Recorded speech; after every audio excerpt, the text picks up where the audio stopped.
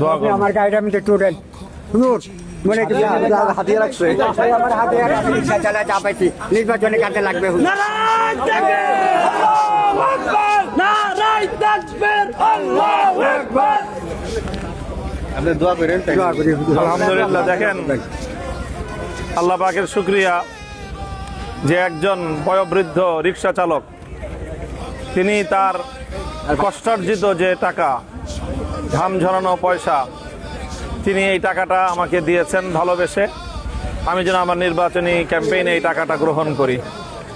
আমি আমার এই মুরব্বী বাবার, আমার পিতৃতুল্য এই মেহনতি রিক্সাওয়ালা বাবার তার এই প্রদত্ত এই টাকাটাকে আমি মাথার উপর গ্রহণ করলাম। আমি এটাকে ওনার আশীর্বাদ এবং দোয়া হিসেবে গ্রহণ করলাম।